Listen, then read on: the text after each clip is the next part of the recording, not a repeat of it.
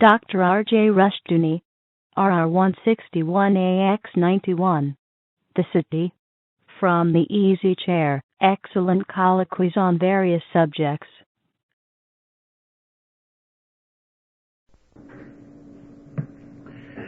This is R.J. Rushdoony, Easy Chair number 194, May the 2nd, 1989.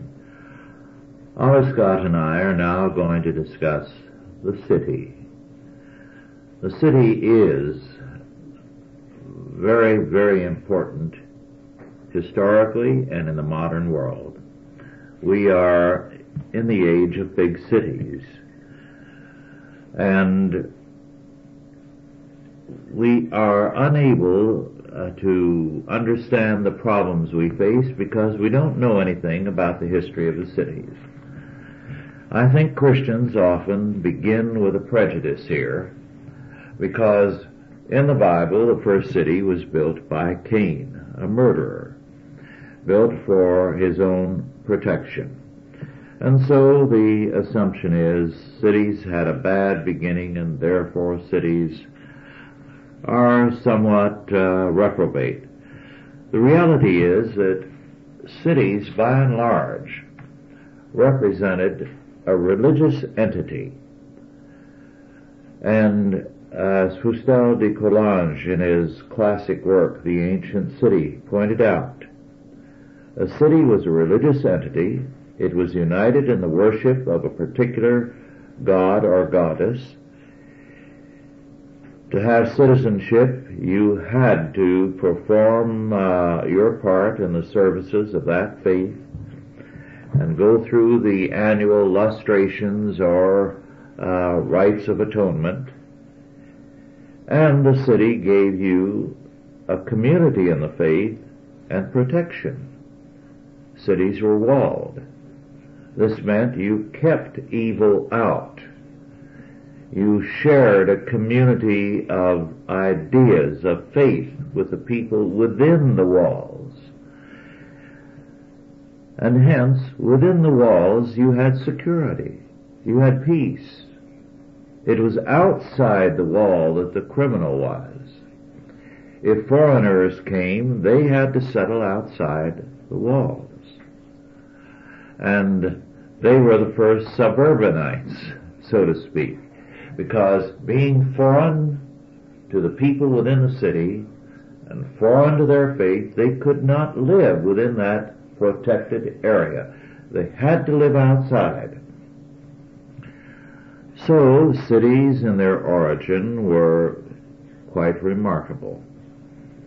Now, some cities in the Greco-Roman Empire ceased to have that character because, of course, the religious cynicism led to a breakdown of the character of the city, and places like Rome and Corinth and other cities became notorious because the evil that had once been outside the walls was now within.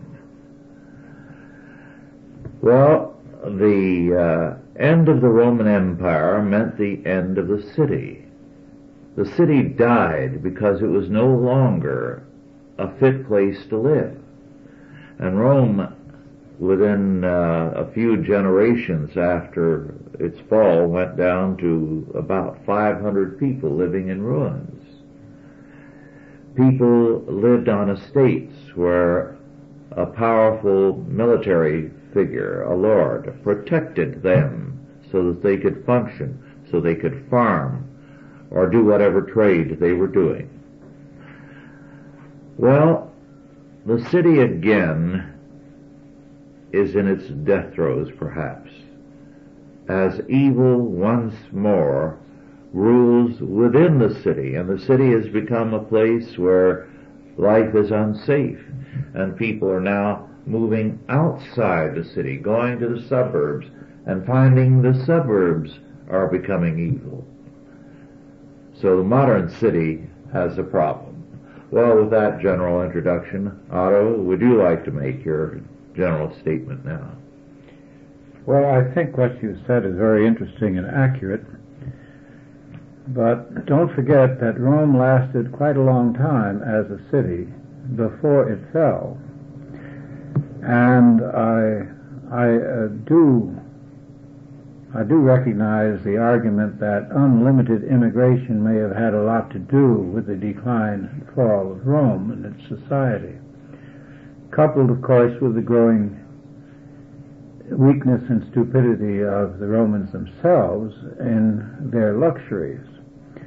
But when we look at the cities around the world, I can only say that what you've said, the pattern you discern, has been an American pattern. In other countries, there is a great inpouring into the cities.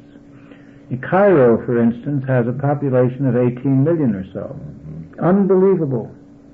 They're living in the mausoleums of the dead, the cities of the dead, left over from many centuries before. They've moved into the mausoleums, and they live inside the mausoleums, outside on the outskirts of Cairo. I talked to a fellow in South Africa who came from Egypt, and he said if you could rent any kind of space in the city and stock it with anything to sell, you could make a very good living, because with all those millions of people, you'd never run out of customers, and they have rent control, which of course is added to their problems. Now, Mexico City, the last time I was in Mexico City, I've forgotten exactly when, maybe 4 years or so ago, 4 or 5, I've forgotten. Maybe a little longer. Yes, it was a little longer. It was before I came up here. So at any rate, smog worse than anything in any city that we have here. I don't know what the population of Mexico City is, and I don't think the Mexican government knows, because they move in, there's no records, they're hovels, they're mansions, they're crowded together, they have fire eaters at every traffic light, beggars who are swallowing fire, all that sort of thing. Everything is for sale, everybody seems to be up against it, and yet they're walking around, they're dressed, they wear shoes, they have clothes. And I recall Rio de Janeiro in 1930, when most of the people had no shoes, they wore sandals. But the city was clean and orderly at that time. And speaking as a person who has spent most of his life in cities, I would say that we're living in a not one time belt, but several time belts, where there are several levels of culture existing simultaneously around the world. A city like Hong Kong, for instance, is a great refuge, which is going to be turned over pretty soon to the communists. A city like London is faster than New York, quicker than New York. Up until recently, it was safer than New York. Muggings have appeared in the city of London, and racial wars have erupted between the blacks and the Asians in London, which these are problems that London has not had for over a century. They never did have the racial thing because they were homogenous before that, but they did have very rough elements before Sir Robert Peel put in the police, Metropolitan Police. It was putting in the police which gave the English government the authority and the moral authority to take away the weapons from the men, because they didn't need weapons once they had the police to take care of them. Here, the argument to take weapons away from the Americans when the police can no longer protect us seems to me to be peculiarly perverse, especially in the city. Yes. Well, I think we've got a very complex subject here tonight. It is true that very phenomenal growth of the city is taking place outside of Europe and the United States. Part of that is due to a very unhappy fact. All the new countries of Latin America, Africa, and Asia are associating advancement and progress with urbanization. with industry. And so they are protecting very, very heavily the industrial aspects of their life. They're encouraging them, and we too are helping, while they are discouraging the agricultural aspects of their economy. So that you have in many of the third world countries where once they fed their population an increasing problem with food production, so that the people are being driven off the farm. It's no longer protected, it's no longer held as important, and they're pouring into the cities. Well, Lord Bauer pointed this out as the absolutely result of foreign aid. Most of the foreign aid goes to governments. It doesn't go to individuals. We as a nation, our government and our banks and our businessmen made deals with foreign governments in third world countries, but not with local businesses. And one of the things that the money enabled these foreign governments to do is to suppress individual entrepreneurs and to put in their own state-supported enterprises staffed by their own favorites. And all these third world countries are building cities to outdo anything in the Western world. Well, they all have subsidized airlines as a matter of prestige and so forth. So the people, most of them set up socialist regimes in which they put price controls on agriculture, which made it impossible for a farmer to earn a living. Yes. So they had to leave the farm. They were forced off the farm. They destroyed agriculture, as socialism has everywhere that it's ever triumphed. So they go into the cities, they pour in there by the millions, and they're aggravating the problem of the modern city. I think probably there are a number of horror cities, you might say. Lagos in Nigeria, for instance, is an incredible mess. And they have every urban problem that New York is now experiencing multiplied many times. Nobody pays any attention to it. Our press, which is staffed by bleeding hearts who think so much about the condition of the black people, never have taken a look at Nigeria, not even out of the side of their eye. Nothing could illustrate their hypocrisy more tellingly than the fact that black Africa is sitting there, festering, while the only thing that we can think about is the apartheid that remains in South Africa, the only prosperous country in the whole black area. Yes. Some years ago, a friend, an economist, Hans Senholz, said that he believed the great mistake of the United States, which it is now repeating as a matter of foreign policy, was that having a country that was ideally suited for agriculture and for supplying the world with raw materials, it chose very early to subsidize industry, business, commerce, and to develop in that direction and to create a subsidy in an area that it has never been able to break loose from. And it sees progress as a subsidy to industry wherever it deals with a foreign country. Well, of course, the United States, in a way, is a creature of Europe.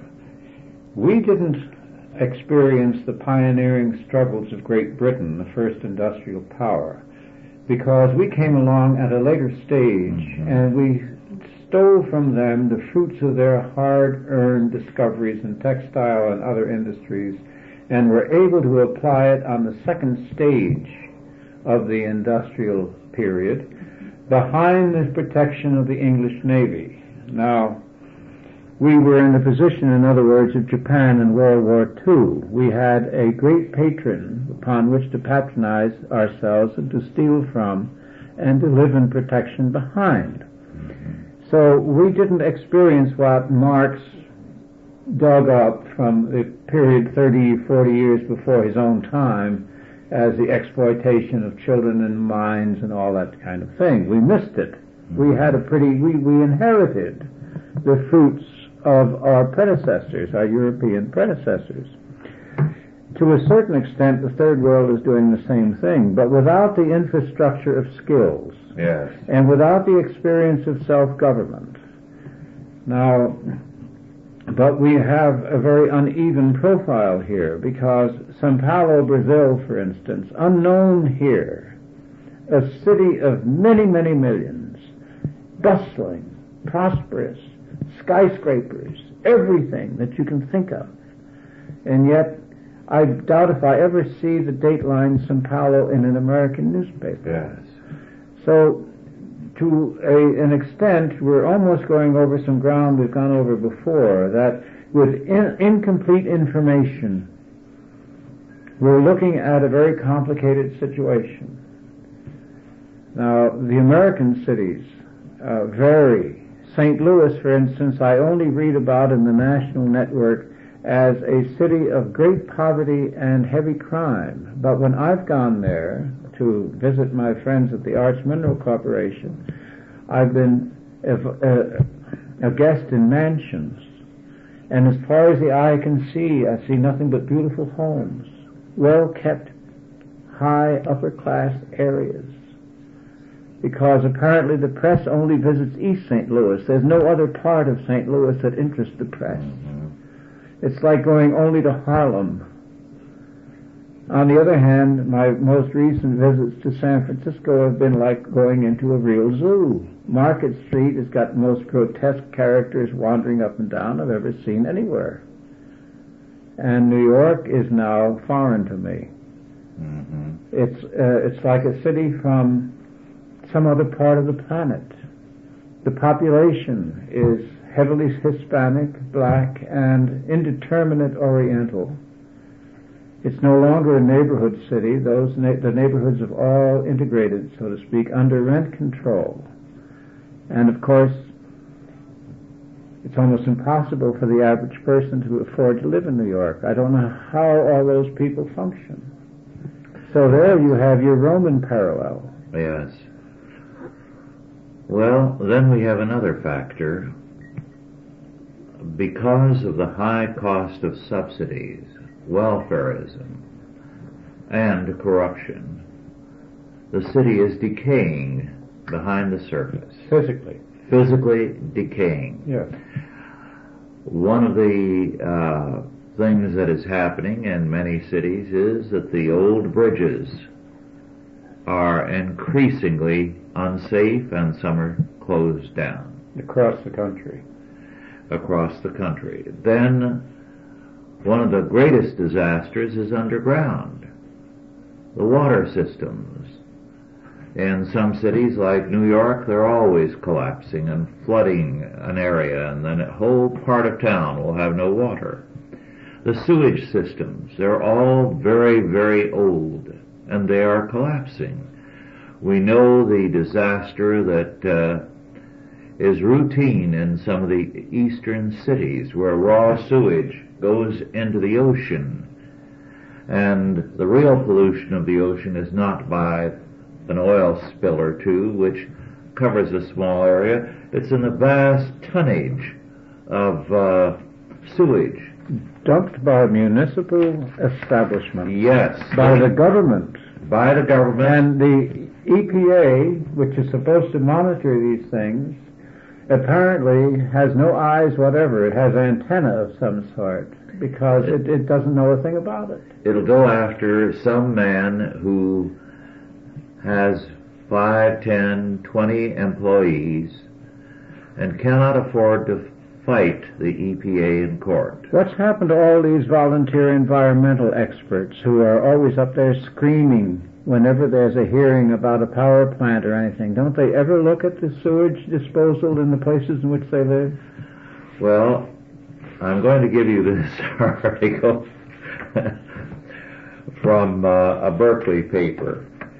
It's from the university paper, actually, the Daily Californian, Thursday, March 16, 1989. Deteriorating Berkeley sewers regurgitating. Imagine stripping down for a hot, relaxing bath and suddenly spotting raw excrement gurgling up through your bathtub drain. This is not a scene out of a cheap horror flick, but a grim reality for a former Berkeley resident, one of the many victims of the city's 100-year-old crumbling sewer system. There was a repeated backup of feces and toilet paper through a sewer pipe in my backyard at Channing Way and Millview Street, said the former tenant, who requested her name be withheld because she was suing her former landlord. I had to call Roto-Rooter at least once a month for years, she said. They told me this was happening all over the city. They also said Berkeley was like an island floating on a sea of shit. And it goes on that way. A long, long article. That's in the university paper. In the university paper, not in the local daily. And the Environmental Protection Agency says they're looking into the matter, but they're always looking into things where cities are concerned. Maybe it has a racial origin. What? Since everything else in this country seems to have. Here are some other items from this article. Every year, an average of 180 million gallons of sewer water pours out of manholes and floods the streets and creeks of Berkeley and 8 other East Bay cities suffering from deteriorating sewer systems, according to a 1985 report funded by the Environmental Protection Agency. And but they're mostly concerned with increasing the gasoline mileage on automobiles. Yes. And of course they want to destroy the largest oil company in the United States because of an industrial accident. Yes. Notices have been posted along the shoreline warning people not to eat the shellfish. It is very possible that fish around the Berkeley Pier also suffer from fecal contamination. I'm sure of it. Of course, on the East Coast there are places where people can be arrested. But they seldom seem to be. Oh, for fishing? Yes. Oh, yes. Well, the Hudson River was appallingly contaminated when I was a boy, long before any efforts were made. And so far as I know, New York, one of the richest cities in the world, spent its money on boondoggling welfareism with kickbacks, with all kinds of corruption. They offered welfare to anyone who would come to the city that needed it. Yes. And in the meantime, the piers rotted, the streets rotted. Last time I was there were potholes in the sidewalks. Not just the streets, but in the sidewalks as well. Well, I recall reading a book by a Russian woman named Alma Dingen, who lived in Leningrad in 1917. She was a student in the conservatory there, a totally apolitical young girl who couldn't have cared less about what was going on, was only interested in her music and her teacher and her courses, and she was living with her mother in an apartment house in Leningrad. And she did see, after a while, truckloads of armed men, soldiers and whatnot, trundling through the streets, but she didn't pay any particular attention. She was there, of course, when the revolution took place. And she said one night the lights went out. And then she said the next day the water stopped. And she had to walk about 3 miles. And she found a place where there was water. And all kinds of other women were there too with buckets. And she had to go there, get a bucket of water and take it back and climb the stairs to her apartment. She was there 3 years. Her mother died while she was there. She left at the end of 3 years, and she said when she left, there was still no lights and no water in Leningrad. Now, this a little item, little sidelight on the revolution, which you don't hear from the fellows with a guitar. No. Or the fact that Jamie Flanagan went there after finishing school. His grandfather took him, and in an ostensibly luxury hotel in Leningrad, he had, the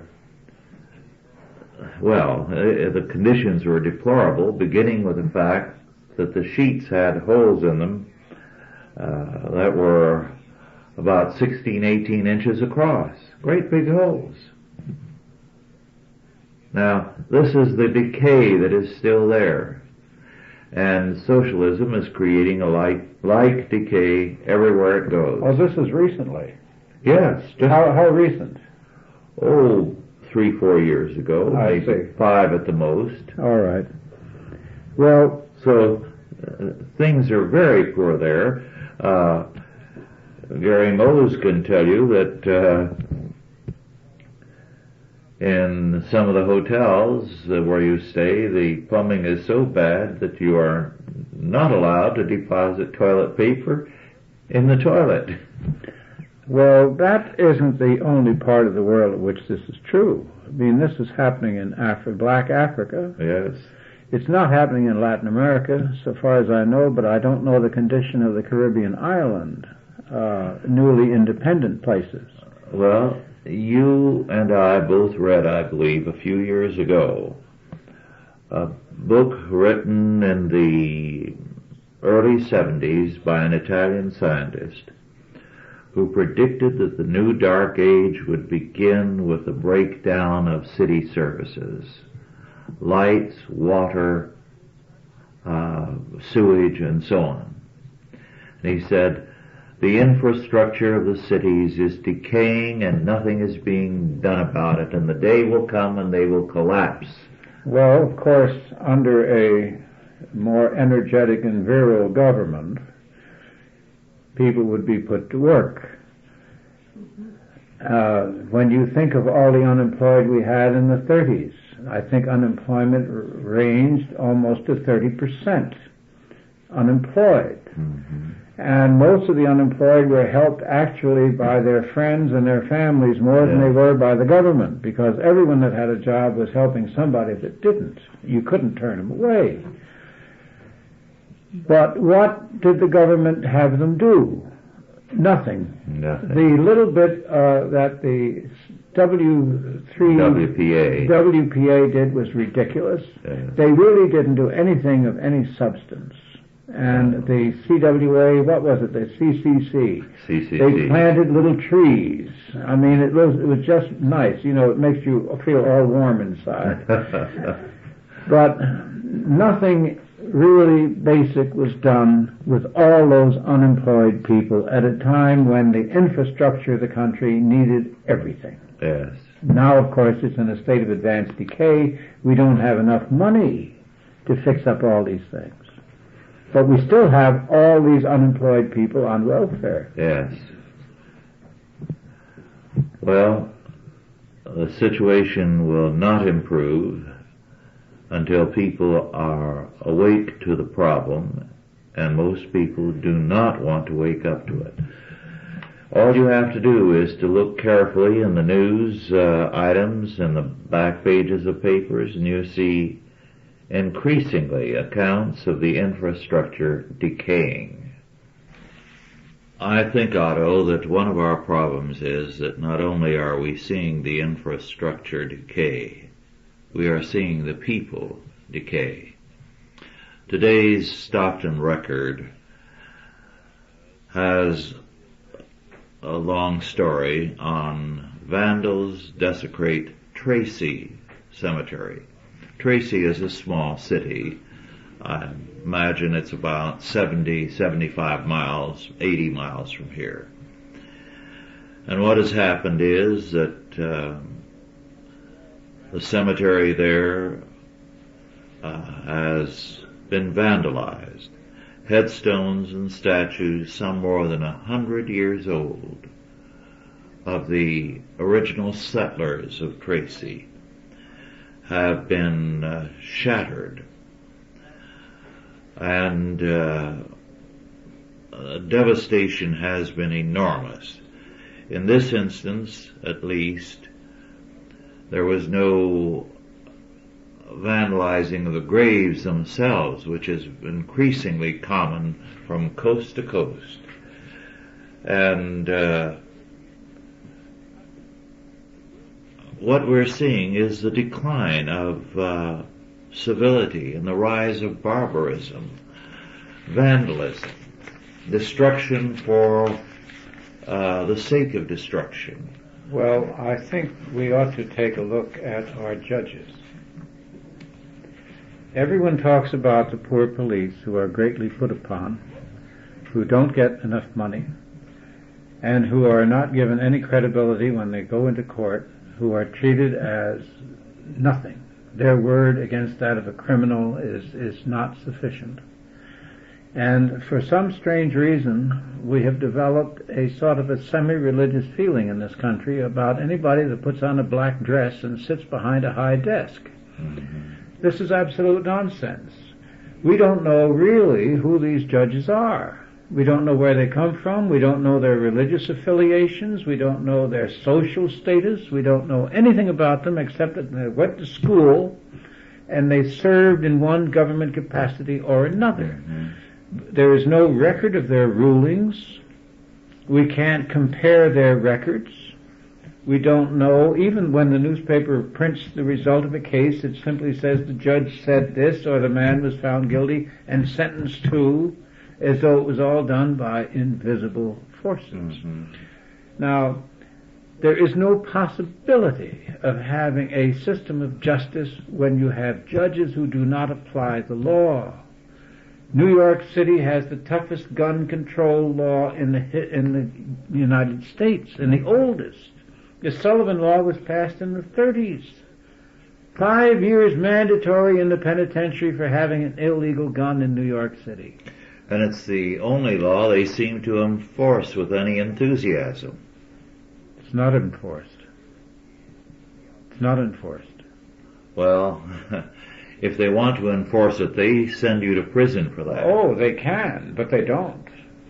Yes. Well, they might put me in prison or you in prison, but they don't. I mean. They don't print.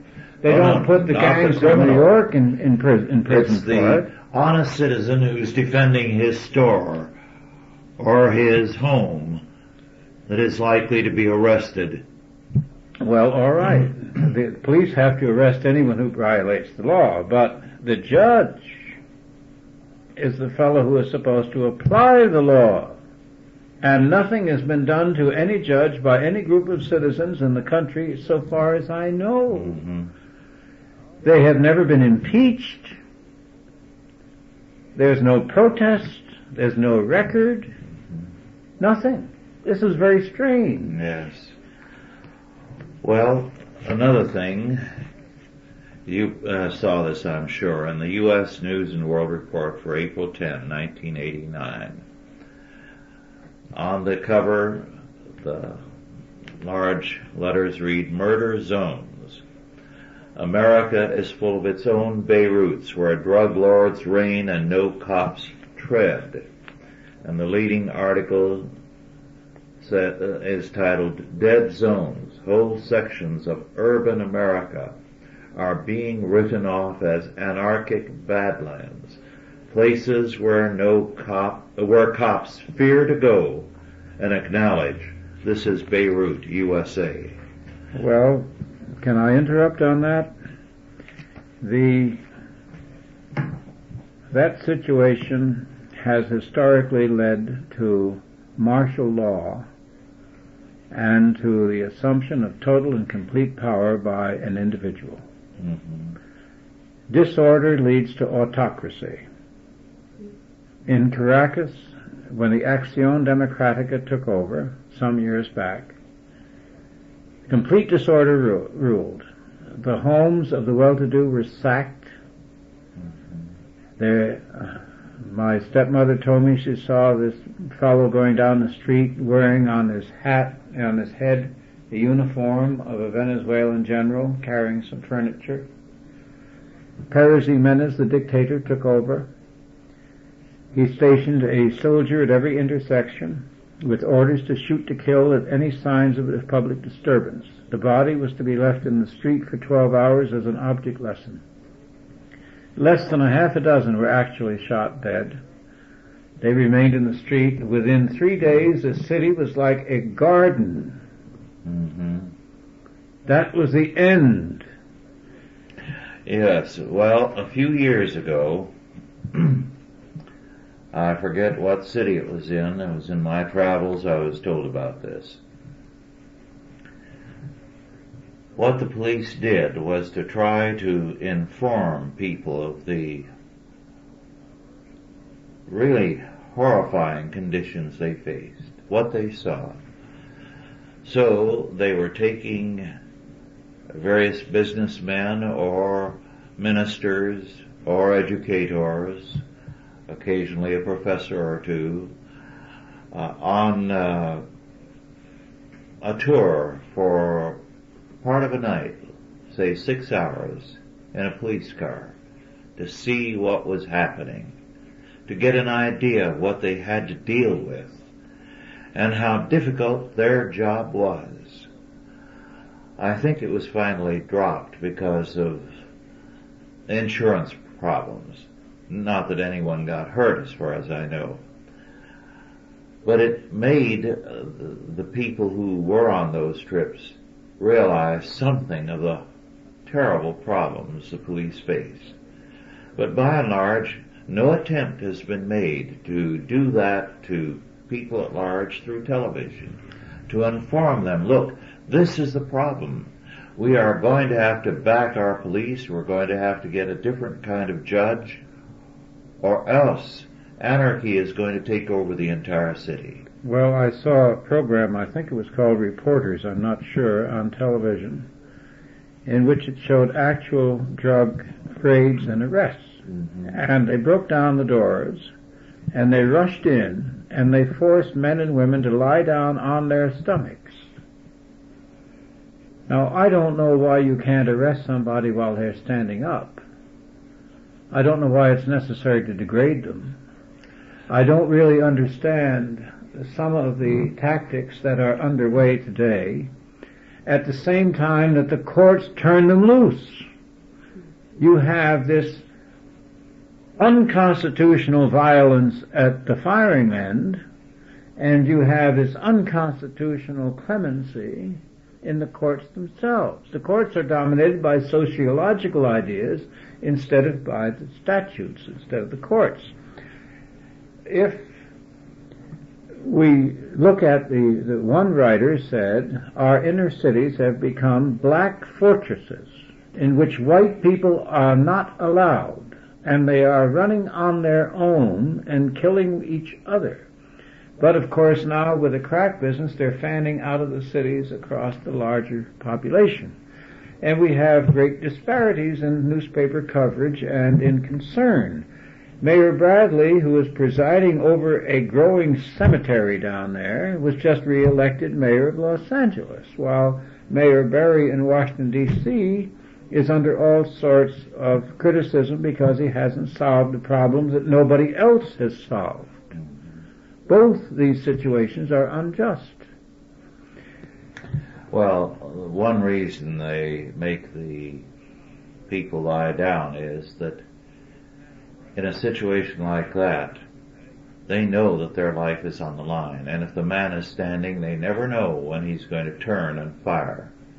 But if he's lying down, face down, they know that they can look around, they can see if there's someone else, and they have a measure of safety. It's warfare. Well, it is warfare, and I don't want to be too critical of them, but I must say that what they're showing doesn't give me any good feeling about the police authority in the United States. It looks to me like bums going after bums. Well, one consequence is that a great many police are leaving the cities if they can find work elsewhere. I don't blame them. There's no trouble in getting men in an area like this, even though the pay is dramatically lower. It's simply that they find that they cannot take it, so they apply for position in an out-of-the-way place. Now, everywhere that sort of condition has existed, everywhere that you have the equivalent of private armies, as in Germany during the 20s, as in China before the communists, as in Africa before the dictators, you have in the end dictatorships. Yes. Without question, unless the citizens, unless the Christian community decides to stop sitting in a voluntary ghetto and does something about the society that it has inherited, which is supposedly a Christian society, we are going to be confronted with the kind of crisis and solution that we do not want. Exactly. This situation is not going to change, and it's not going to go away by people refusing to look at it. The only solution that is tenable is the only alternative to dictatorship is for the Christians to wake up, for the Christians to begin to do what they can in their community to become responsible where they are. Okay, now I recall when Charles Dickens came over here, I wasn't actually around, but I remember reading about it, that he visited the orphanages, the hospitals, and the prisons. Yes. Because he said those are the areas where you can find out what a society is worth, yes. How it treats the sick, how it treats the elderly and the poor, and how it treats the criminal. Yes, and orphanages are no longer permitted by state law in most of the country. All foster children, foster parents. Yes. Now, there is an opportunity developing there because Christians in most states are barred as foster parents. They're not wanted. However, there is going to be a breakdown because inflation makes it untenable. The person who is taking care of children finds that the costs are greater than he can afford. Sure.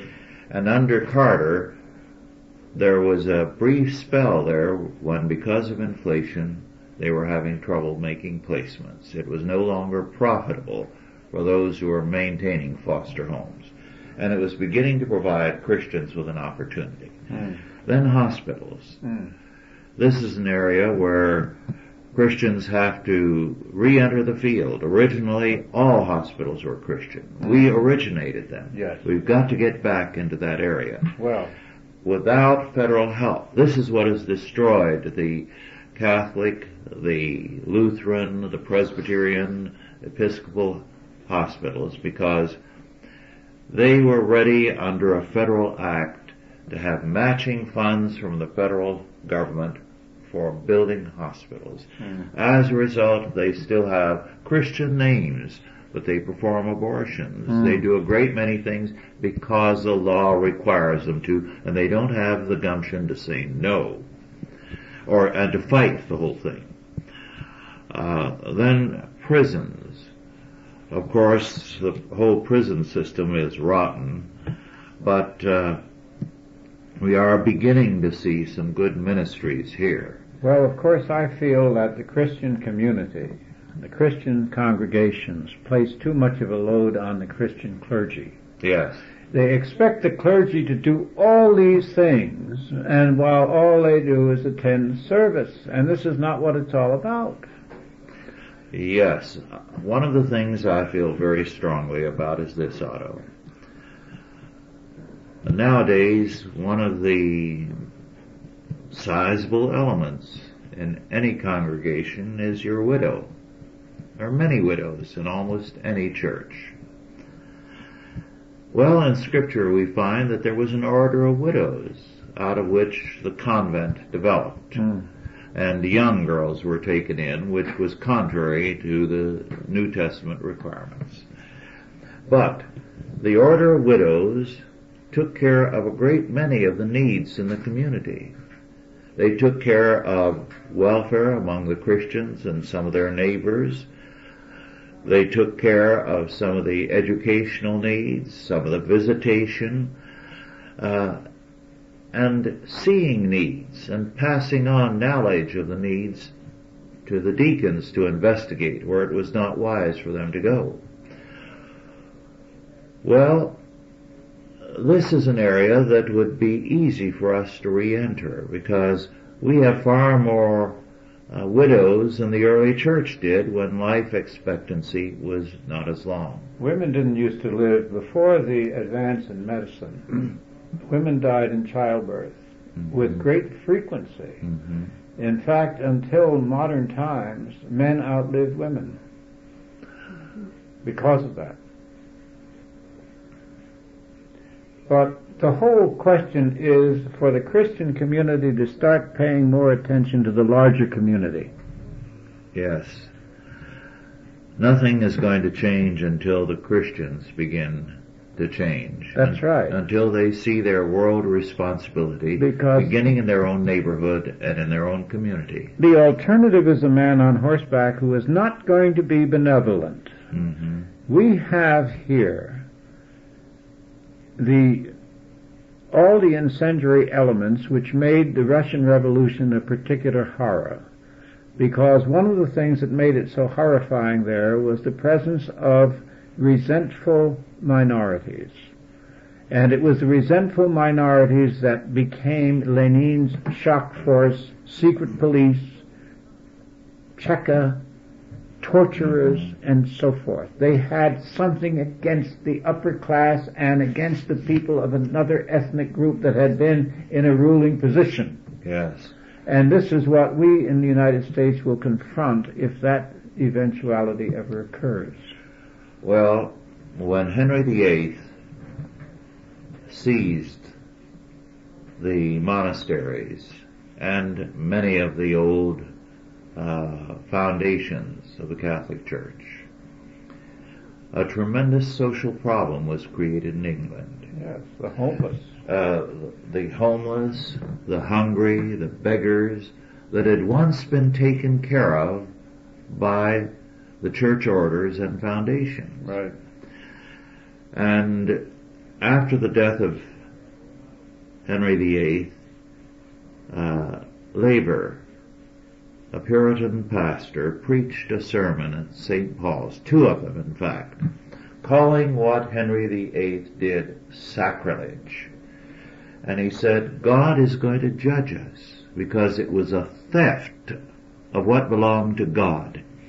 If it was misused, it could have been properly used, but for the Lord's work because it was the Lord's treasury.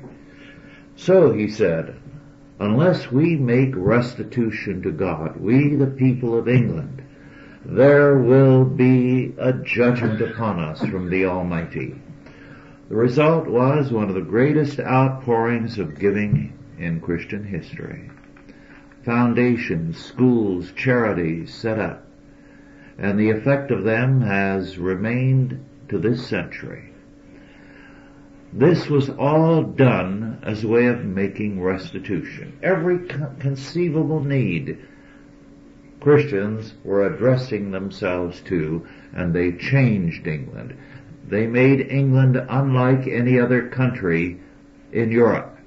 Well, we can do the same. I would think that if Christians appeared on the side of justice, because we're up against a welfare state that they didn't have. We're up against a welfare state that is there like Lady and Lord Bountiful, pouring out all these goodies in one form or another. So to compete on that level, I don't think is going to be practical. What if we appear on the side of justice?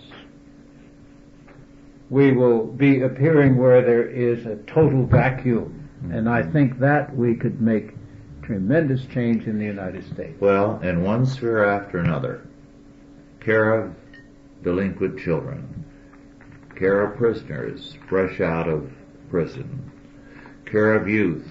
A court hearing This is really what I think of. I'm not thinking so much in terms of care of. I'm thinking in terms of getting into that court to see what nonsense is going on. Oh, yes. We need, I'm going to come to that. Good. To create our own courts, as Laurie X said.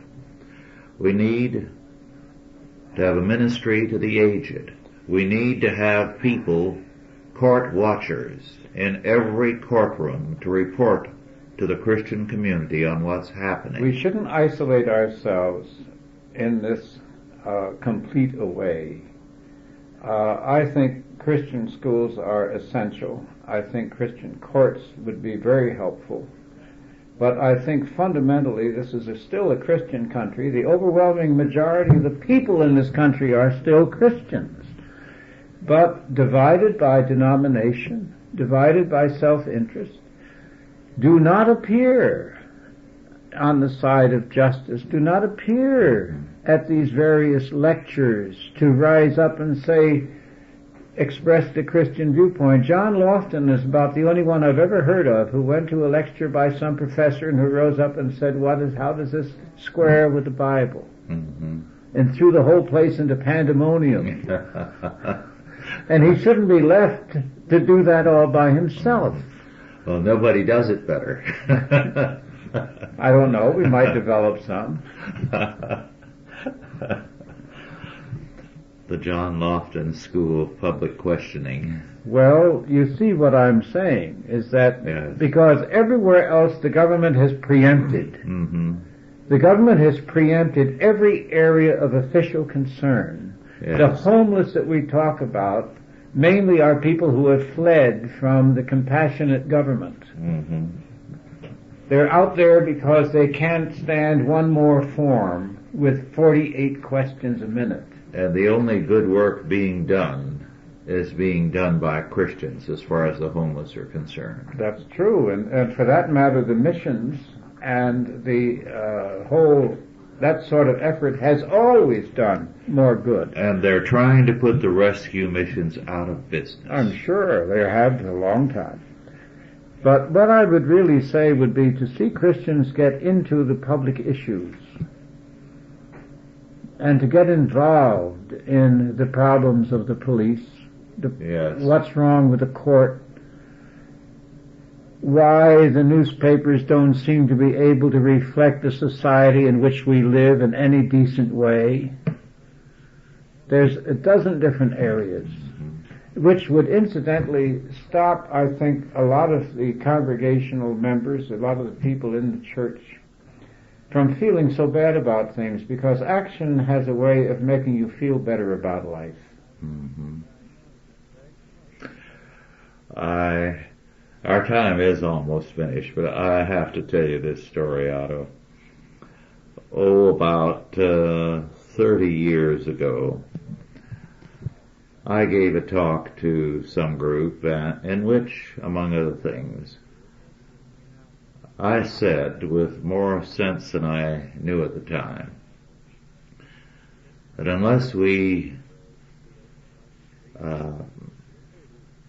stressed the importance of the police, we were going to be in trouble within not too many years. And I was speaking in a particular community, and I knew what the police were getting there, and it wasn't much. Mm-hmm. And I said they should be paid twice that. Easy. That startled a great many people, and I went into why I felt that they should be paid more, and how we should stress their importance to the community. It was amazing how that got around among the police, and not only the police, but the highway patrol and the whole area. I really was treated royally by the police. I couldn't get a ticket. So it was obvious they were grateful for some kind of appreciation of what they had to do and the problems they faced. Well, they really should get some help with the courts. Yes. Well, one thing more before we conclude. I'm very happy that these tapes are being heard so widely. I think it would help better if some of you who are listening on borrowed tapes would also subscribe to the tape ministry, because after all, both the ministry and Chalcedon need the income.